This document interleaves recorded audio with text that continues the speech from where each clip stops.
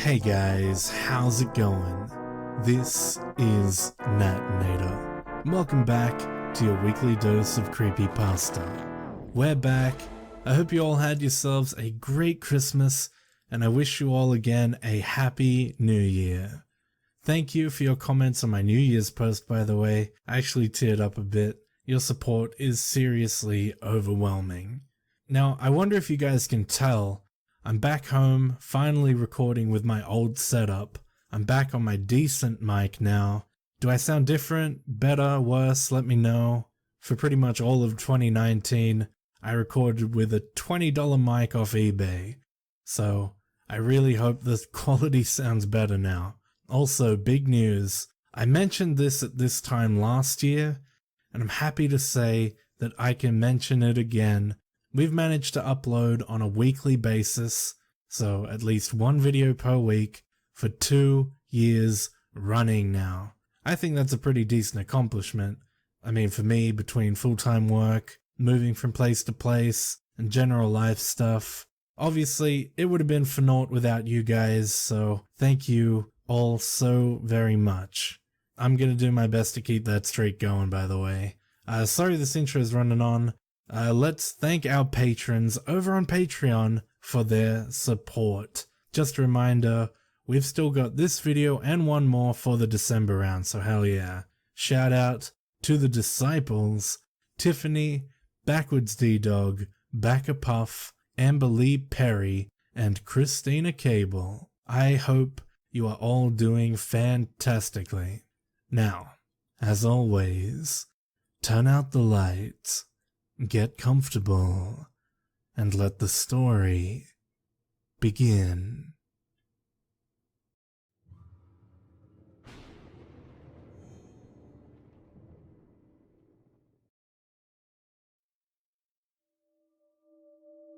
I have reached the top. I have become the molder of other people's destinies. What began as a reluctant career I only embarked upon to please my father has ended with me becoming so glorious. I feel like I can do anything. No, I know that I can do anything. They will make sure of that. Yes, I mustn't forget where I came from. I couldn't have done it without my friends, after all. They recognized talent when they saw it. They brought me to a place I never thought that I could go, and now there's no limit to what we can accomplish together. Let me start from the beginning. My father was a hard man, but a fair one. My brothers and he was always trying to bring out our inner potential. We got no dinner until our homework was done. We got no time with friends until the house was completely spotless. For every word spoken out of turn by one, each of us lost a toy. Competition comes naturally to me now. That's another thing that my father made sure of. One of his favorite teaching devices was to give each of us $200 on his birthday as our only present. Mum wasn't allowed to get us anything. Molly coddling the boys will just lead to the grown-up world trampling them, he always told her. The money would be hidden somewhere in the house, and we had to race to find it. The one who got to the money first got to keep it, whether it was his birthday or not. Craig was the biggest and fastest of us, so he usually tended to get the money on most of our birthdays. He got it on almost all of mine, actually. Father always told me that I should try to learn from my brother instead of envy him, and then maybe I would get the money one day. One year, when Craig won, I cried. I had to spend the night on the basement floor because it's those who show weakness end up. That didn't feel fair at all. I almost found the money that time.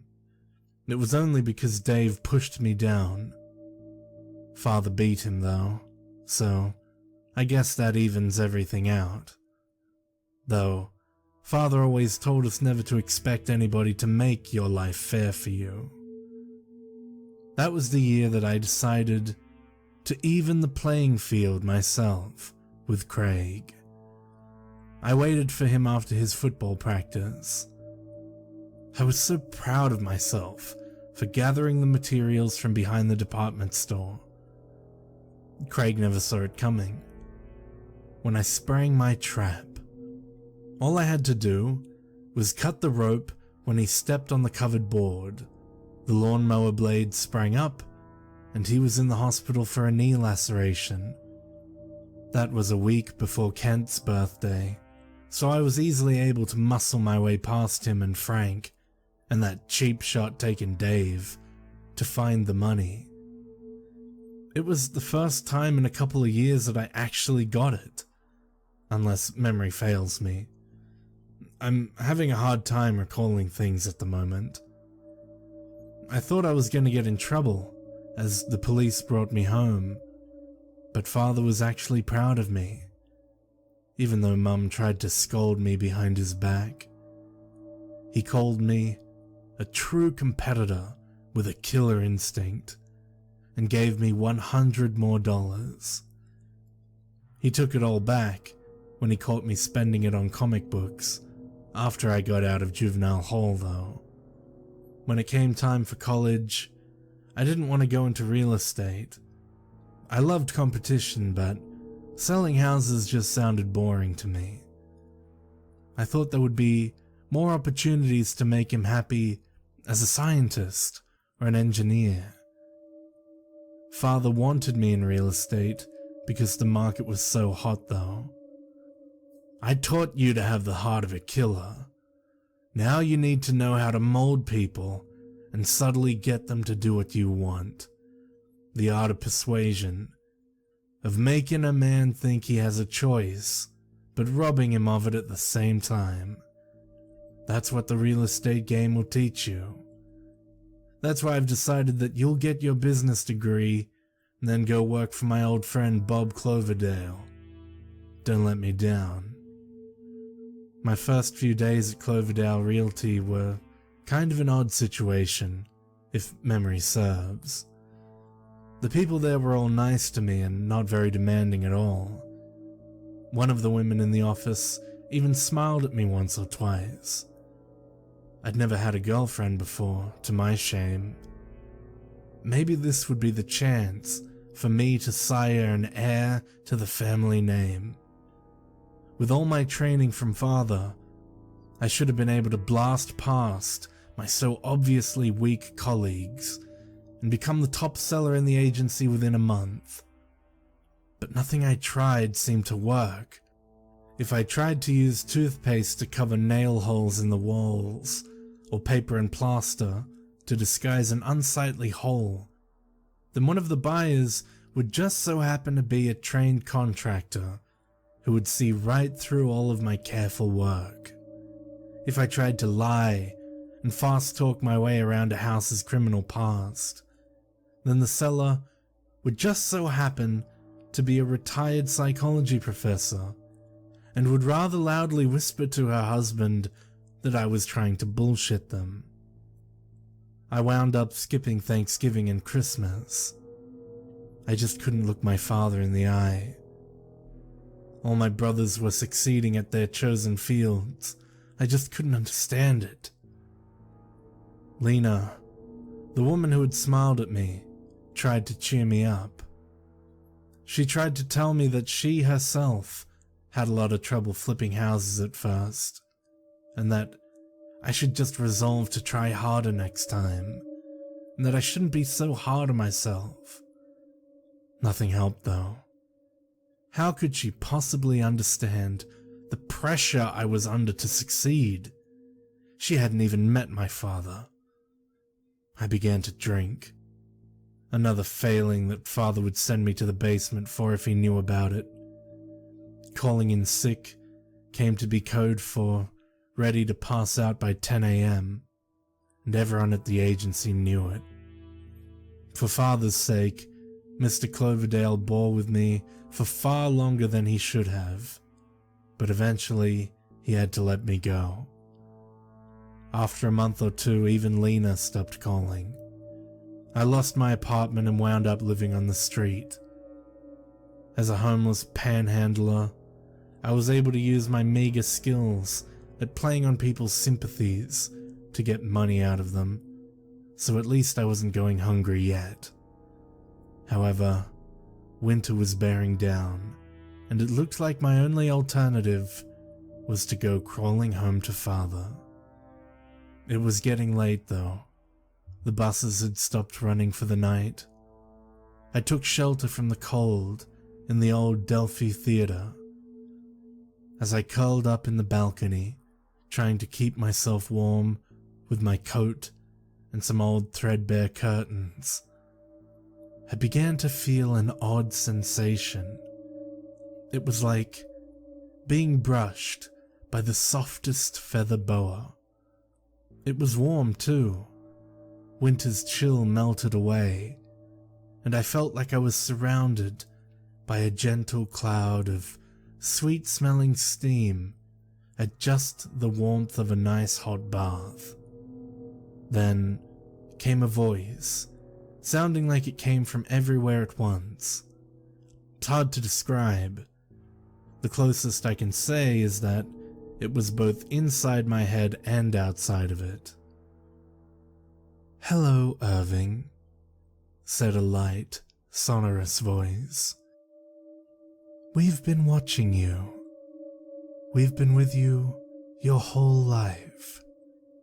I wanted to say something, to ask the voice what it was, but I was just so warm, and the voice seemed kind and assuring somehow. "We were with you in the alley when you lay in wait for your brother. We were with you as you slept in the basement. We were watching you as you tried to sell houses. We know everything about you, Irving. We have finally come to bring you your destiny. We have come to embrace you, and you will never be cold again, Irving." I lay there, half uncomfortable and half numbed by the ecstasy of what were now thousands of massaging caresses. The voice told me things about myself that no one else should know. It told me things I'd only discussed in private with Lena. I mustered up my strength, as though I was pushing off many layers of wet blankets, and said, "Okay, this has gone far enough. Who are you, and how do you know these things about me? Show yourself." The voice chuckled and said, "We know these things because we have been living in you.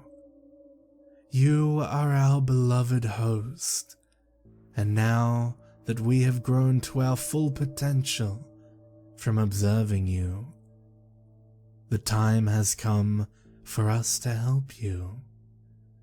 Come with us, and we will show you how great you truly can be." What happened next is even more difficult to describe. I don't think I was possessed or otherwise out of control of my faculties, and yet it was as though the warmth brought me to my feet and began marching me forward and then out the door. Perhaps it was a dissociative state, I have no idea.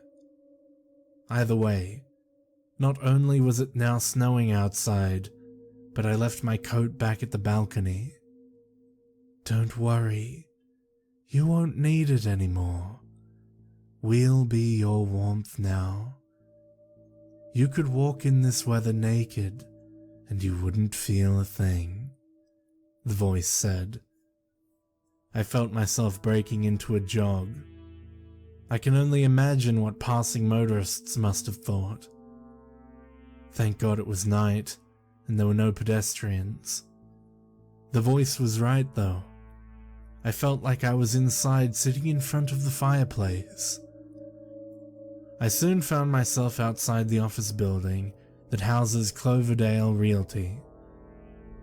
"Go on in," said the voice, and I couldn't believe my actions as I began smashing through the glass.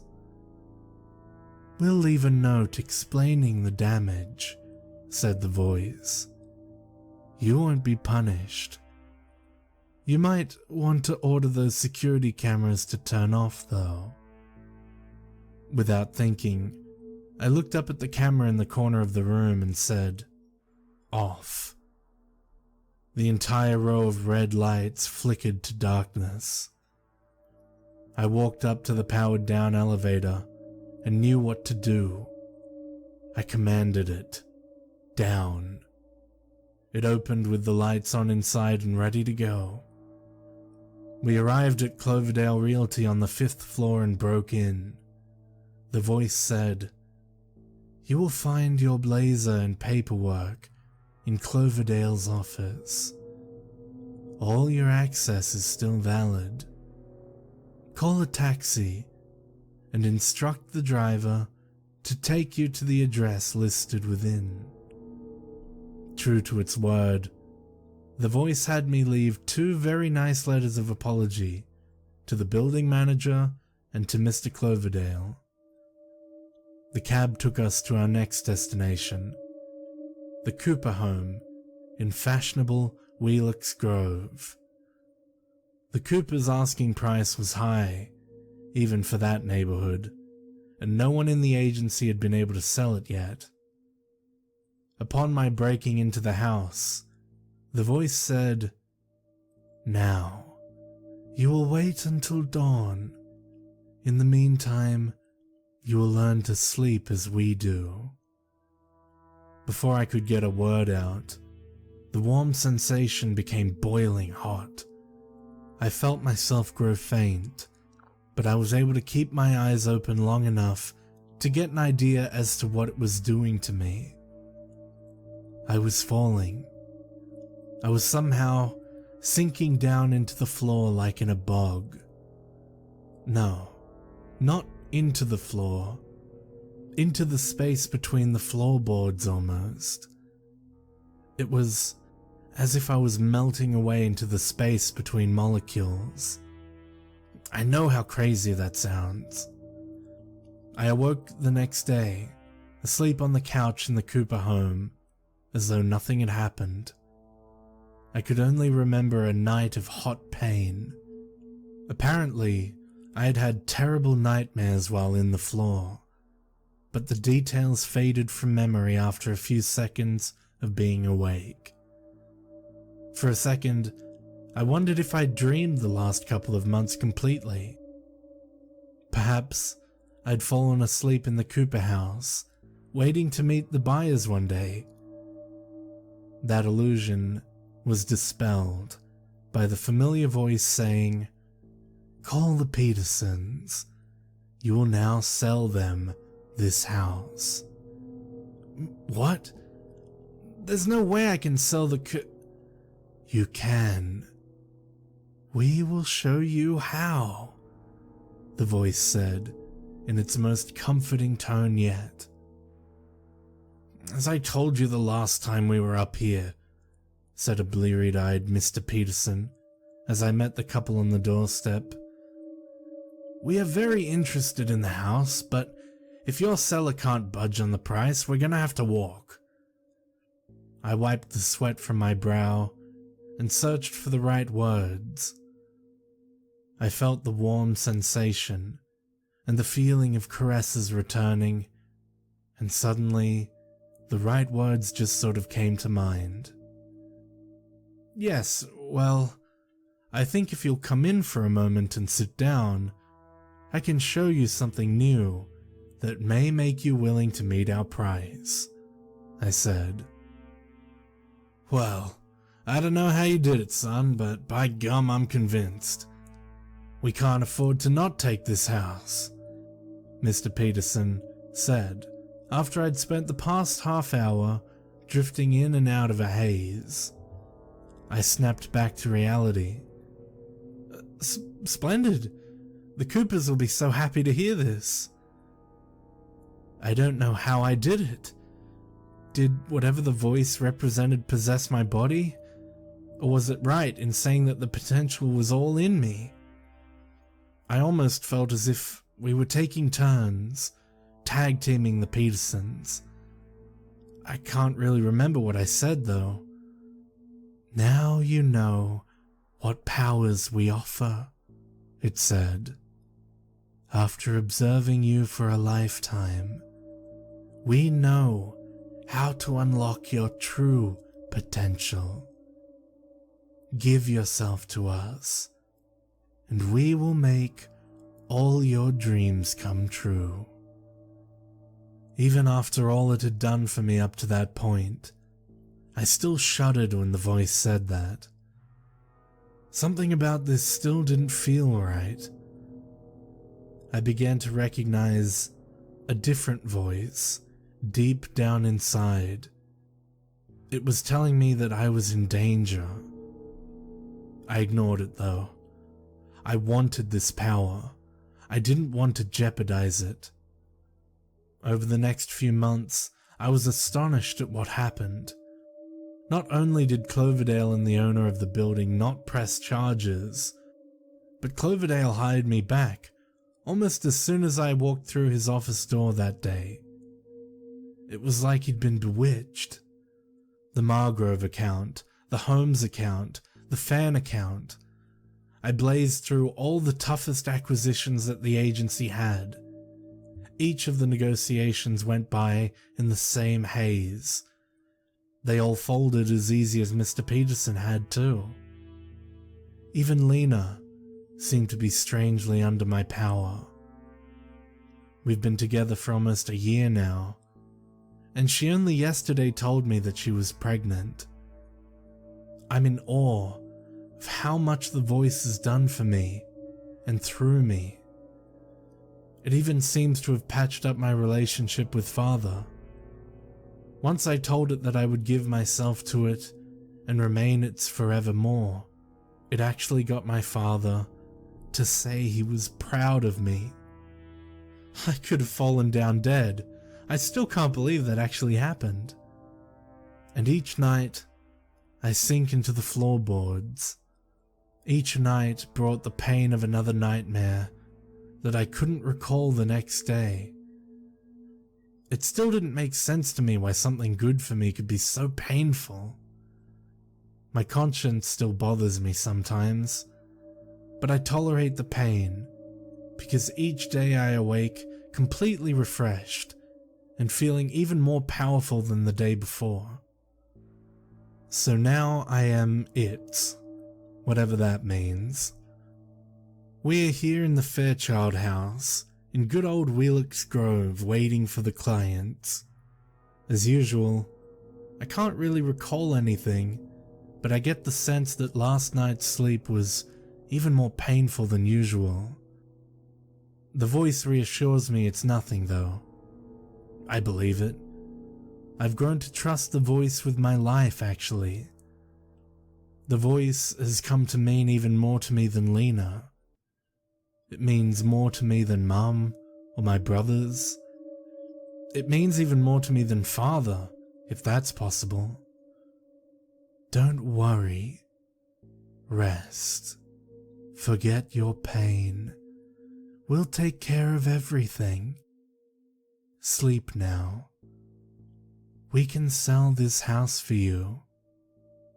We know you so well, Irving. Just relax. Irving Ball's body was never found. All that the only witnesses, a young married couple by the name of Kelsey, found at the scene was a discolored section of the floor that they claimed emitted a feeling in the air around it that was like being brushed with a sweet-smelling feather boa and embraced by an all-pervading warmth. Although the house has since become something of a tourist attraction for paranormal enthusiasts, It is the opinion of this detective that the case is an unsolved disappearance pending further evidence.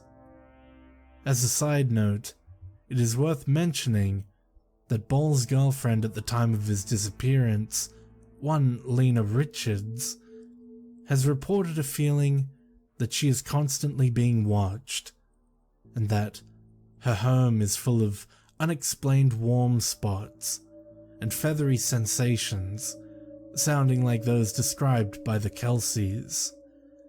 It is recommended that police surveillance be immediately offered to Ms. Richards if it has not already. She, or her unborn child, may be in some kind of danger.